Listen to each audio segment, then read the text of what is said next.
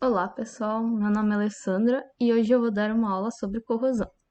Antes de entendermos o que é a corrosão, precisamos lembrar de alguns conceitos, como por exemplo a oxidação, que é a perda de elétrons ou aumento do número de oxidação de uma espécie química. Por exemplo, aqui a gente tem o zinco, ele está perdendo elétrons e o número de oxidação dele está indo de 0 para 2 mais, ou seja, o número de oxidação dele está aumentando e, portanto, ele está oxidando. E aqui a gente tem a redução, que é o ganho de elétrons ou diminuição do número de oxidação de uma espécie química. Aqui a gente tem o hidrogênio, ele está ganhando elétrons e o número de oxidação dele está indo de +1 para 0, ou seja, o número de oxidação dele está diminuindo e, portanto, o hidrogênio ele está reduzindo. Mas o que acontece se a gente somar essas duas reações? Aqui a gente observa que temos a mesma quantidade de elétrons nos produtos dessa semi-reação e nos reagentes dessa outra semi-reação. Como é a mesma quantidade, a gente pode cancelar esses dois termos e somar as duas semi-reações. Somando as duas semi-reações, a gente tem a equação global. Nessa equação global, a gente tem o zinco oxidando e o hidrogênio reduzindo. Esse tipo de reação, onde ocorre o processo de oxidação e de redução ao mesmo tempo, é chamado de reação de oxirredução.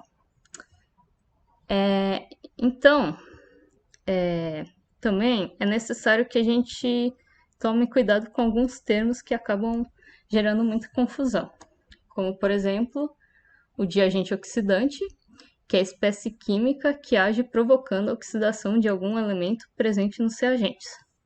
Por exemplo, nessa reação aqui, a gente tem o hidrogênio e a gente sabe que ele está reduzindo. Se ele está reduzindo, ele está provocando a oxidação do zinco. Se ele provoca a oxidação do zinco, ele é o agente oxidante. E aqui no caso a gente tem o zinco. O zinco ele está oxidando. Se ele está oxidando, ele está provocando a redução do hidrogênio. E se ele está provocando a redução do hidrogênio, ele é o agente redutor. Mas como saber se uma reação de oxirredução ela ocorre de forma espontânea? A gente sabe isso através da diferença de potencial da reação. Se essa diferença de potencial for positiva, como no caso dessa reação aqui, a reação ocorre de forma espontânea. Se essa diferença de potencial for negativa, a reação ela não ocorre de forma espontânea e, portanto, é necessário fornecer corrente elétrica para que ela ocorra. Mas como é que a gente pode calcular essa diferença de potencial? Aqui a gente tem uma tabela que mostra as semi-reações de oxidação e de redução e os potenciais de redução e oxidação. Existem tabelas que elas só mostram, por exemplo, o potencial de redução. Mas vamos observar essa tabela aqui. Aqui, por exemplo, a gente tem o ferro. Se a gente observar da esquerda para a direita, a gente tem o ferro sofrendo oxidação. E aqui a gente tem o potencial de mais 0,44. Se a gente pegar essa reação e olhar no sentido inverso, que é do ferro 2+, mais 2 elétrons indo para ferro 0, a gente tem a reação de redução e a gente tem o potencial de redução de menos 0,44. Como vocês podem observar, esses valores eles são iguais. A única diferença é o sinal, que aqui no caso é positivo e aqui é negativo. Então, sempre quando você souber um potencial, seja ele de redução ou de oxidação, consequentemente você saberá o potencial da reação inversa. Basta apenas trocar o sinal. Existem algumas maneiras diferentes de calcular essa diferença de potencial e eu vou apresentar aqui duas delas. A gente pode usar, por exemplo, as semi-reações e a equação global para calcular.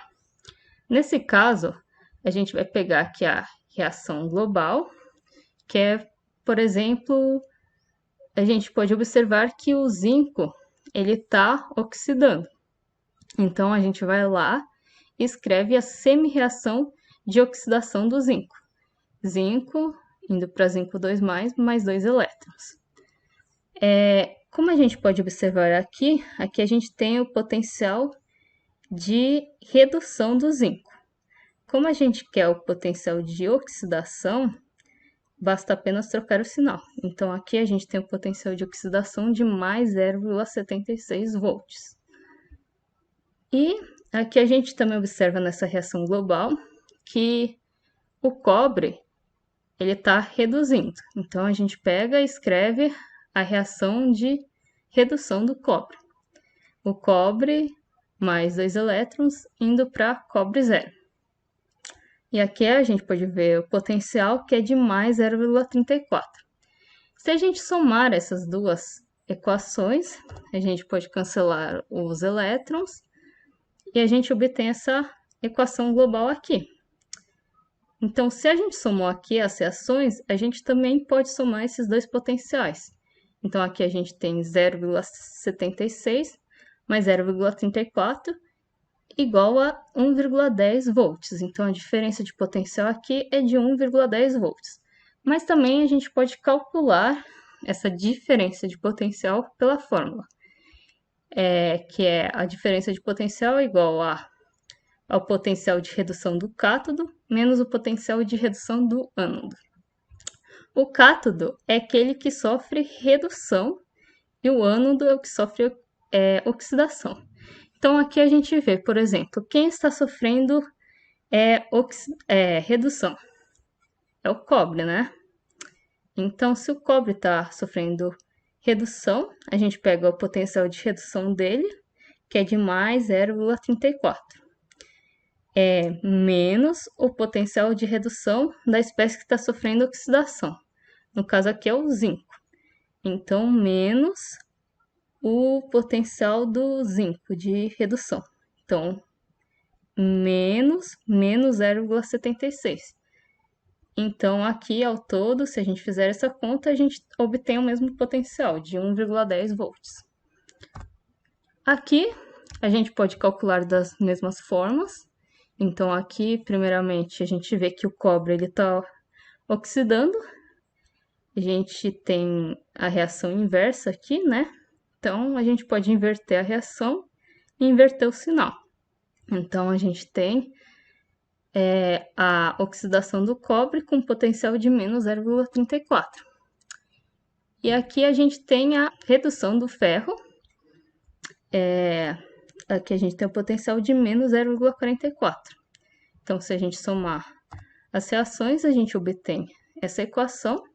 E somando os potenciais, a gente tem menos 0,34, menos 0,44, igual a menos 0,78.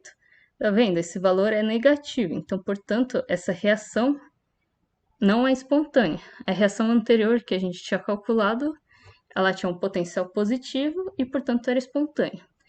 A gente também pode usar outra maneira de calcular, que é o potencial de redução do cátodo, então, da espécie que está sofrendo redução. Então, no caso, é o ferro. O potencial de redução do ferro é menos 0,44, menos o potencial de redução de quem está sofrendo oxidação, que no caso é o cobre. Então, o cobre está sofrendo oxidação e o potencial de redução dele é de 0,34, aqui. Então, fazendo essa conta, a gente tem o mesmo potencial aqui de menos 0,78 volts. Mas o que, então, é a corrosão? A corrosão é o nome dado ao processo de destruição total, parcial, superficial ou estrutural de um determinado material, provocado por um ataque eletroquímico, químico ou eletrolítico. Assim, a corrosão ela pode ser classificada em eletroquímica, eletroquímica e eletrolítica. Aqui nessa aula a gente vai focar apenas na corrosão eletroquímica, que ela é um processo espontâneo, caracterizado por ocorrer na presença de água. Então, ser espontâneo, a diferença de potencial das reações que envolve a corrosão eletroquímica é positiva. E ela ocorre quando o metal entra em contato com um eletrólito, formando uma pilha de corrosão. Por exemplo, a gente tem a formação da ferrugem. Mas o que é ferrugem? A ferrugem é uma mistura dos óxidos de ferro 2,3, de coloração preta, e o óxido de ferro 3 monohidratado, que tem uma coloração castanho avermelhada. Ela é formada durante uma reação de oxirredução envolvendo ferro, oxigênio e água. É importante atentar para esses reagentes envolvidos no processo de formação da ferrugem. Bom, mas o que acontece? Inicialmente ocorre a oxidação do ferro, então aqui a gente tem a reação de oxidação do ferro e a redução do oxigênio. A redução do oxigênio, a gente tem essa reação. Se a gente somar aqui, a gente pode cancelar os elétrons, e somando os potenciais, a gente tem o potencial de 0,84 volts. Então, é um processo espontâneo. E caso o teor de oxigênio seja elevado no meio, ou seja, tenha muito oxigênio no meio, esse hidróxido de ferro 2, ele é oxidado a hidróxido de ferro 3, segundo essa reação aqui. Existem outras maneiras de representar o hidróxido de ferro 2 e o hidróxido de ferro 3.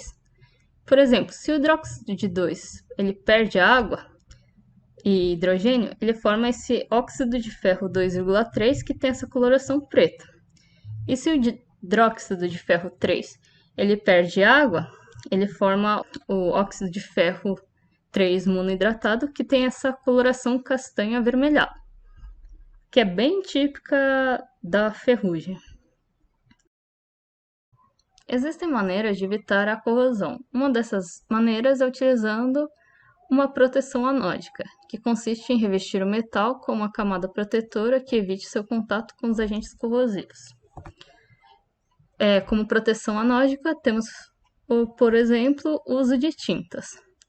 O Zarcão é uma tinta à base de tetróxido de chumbo, e esse óxido de chumbo ele é bastante insolúvel e se adere bastante à superfície metálica, evitando seu contato com os agentes corrosivos. Esse tipo de tinta é bastante aplicado em portões e em grades. Também temos o esmalte, que é uma tinta à base de polímeros, bastante aplicada em geladeiras.